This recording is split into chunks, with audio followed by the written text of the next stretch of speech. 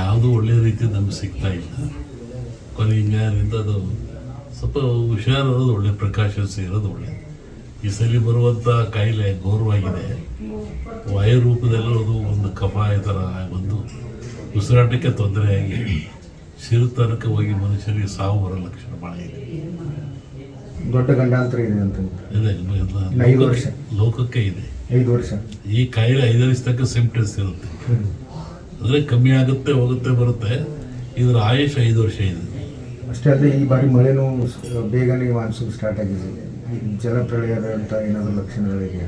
ಈ 4 ಮೊನ್ನೆ ಹೇಳಿದ್ದಲ್ಲ, ವಾಯು ಜಾಸ್ತಿ ಇದೆ, ಜಲದ್ದು ಜಾಸ್ತಿ ಇದೆ, ಮೇಘಸ್ಫೋಟ ಆಗೋ ಲಕ್ಷಣ ಭಾಳ ಇದೆ, ಹಿಮಾಲಯದಿಂದ ಅಪಾಯ ಇದೆ, ಅದು ಡೆಲ್ಲಿವರೆಗೆ ಆವರಿಸ್ತದೆ, ಭೂಕಂಪಗಳು ಭಾಳ, ಜನಗಳ ಸಾವುಗಳು, ಮತೀಯ ಗಲಭೆ ಹೆಚ್ಚು, ಅರಸ ನರಮನೆಗೆ ಕಾರ್ಮೋಡ ಕವಿದಿತ್ತು.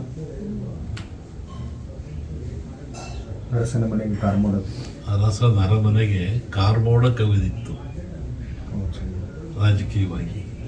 ನೀವು ಹೇಳಿದ್ರಿ ಈಗ ಮತೀಯ ಗಲಭೆಗಳು ಸ್ಟಾರ್ಟ್ ಆಗಿ ಯುದ್ಧದ ಭೀತಿಯೂ ಸಹ ಇದೆ. ಆಯ್ತಲ್ಲ, ಇದು ಮತ್ತು ಯುದ್ಧ ಭೀತಿ ಪ್ರಾರಂಭ ಆಗ್ತದೆ. ಜನರಲ್ಲಿ ಅಶಾಂತಿ ಇದೆ. ಇದು ಹೊಸ ಹೊಸ ದೇಶಗಳು ಉತ್ಪತ್ತಿ ಆಗ್ತವೆ, ಕೆಲವು ದೇಶಗಳು ಅಳೆದು ಹೋಗ್ತವೆ. ಅನೇಕ ರಾಜಕೀಯ ಮುಖಂಡರಿಗೆ ಸಾವಿದೆ, ನೋವಿದೆ, ಥ್ರೆಟ್ ಇದೆ. ರಾಜ್ಯ ರಾಜಕಾರಣದಲ್ಲಿ ಏನಾದರೂ ಮೇಘಸ್ಫೋಟ ಭಾಳ ಇದೆ ಜಗತ್ತಿನ ಇದರಲ್ಲಿ. ರಾಜಕಾರಣದಲ್ಲಿ ನಮ್ಮಲ್ಲಿ ಈ ಸಾಮಾನ್ಯವಾಗಿ ಭವಿಷ್ಯದಲ್ಲಿ ಯುಗಾದಿ ಒಂದು ಭವಿಷ್ಯ ಬರುತ್ತೆ, ಆಮೇಲೆ ಸಂಕ್ರಾಂತಿ ಭವಿಷ್ಯ ಅಂತ ಬರುತ್ತೆ. ಯುಗಾದಿ ಭವಿಷ್ಯ ಮಳೆ, ಬೆಳೆ, ಜನ ಇವೆಲ್ಲ ಹೇಳ್ಬೋದು.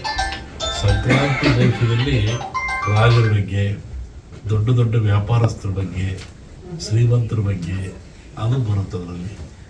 ಸಂಕ್ರಾಂತಿಯವರಿಗೇನು ಸರ್ಕಾರಕ್ಕೆ ಅಪಾಯ ಇಲ್ಲ, ಸಂಕ್ರಾಂತಿ ಭವಿಷ್ಯ ನೋಡಿ ಹೇಳ್ಬೋದು ಏನಾಗುತ್ತೆ. ಆ ಮಧ್ಯೆ ಹೇಳಿದ ಕಾರ್ಮೋಡ ಕವಿದೀತು, ಯಾವುದೂ ಒಳ್ಳೆಯ ರೀತಿ ನಮ್ಗೆ ಸಿಗ್ತಾ ಇಲ್ಲ. ಕೊನೆ ಹಿಂಗಾರಿಂದ ಅದು ಸ್ವಲ್ಪ ಹುಷಾರಿರೋದು ಒಳ್ಳೆ, ಪ್ರಿಕಾಷನ್ಸ್ ಇರೋದು ಒಳ್ಳೆ. ಈ ಸಲ ಬರುವಂಥ ಕಾಯಿಲೆ ಘೋರವಾಗಿದೆ. ವಾಯು ರೂಪದಲ್ಲಿರೋದು ಒಂದು ಕಫ ಈ ಥರ ಬಂದು ಉಸಿರಾಟಕ್ಕೆ ತೊಂದರೆಯಾಗಿ ಸಿರುತನಕ ಹೋಗಿ ಮನುಷ್ಯರಿಗೆ ಸಾವು ಬರೋ ಲಕ್ಷಣ ಭಾಳ ಇದೆ. ದೊಡ್ಡ ಗಂಡಾಂತರ ಇದೆ ಅಂತ ಇದೆ, 5 ವರ್ಷ ಲೋಕಕ್ಕೆ ಇದೆ. 5 ವರ್ಷ ಈ ಕಾಯಿಲೆ 5 ವರ್ಷ ತನಕ ಸಿಂಪ್ಟಮ್ಸ್ ಇರುತ್ತೆ. ಅಂದರೆ ಕಮ್ಮಿ ಆಗುತ್ತೆ, ಹೋಗುತ್ತೆ, ಬರುತ್ತೆ.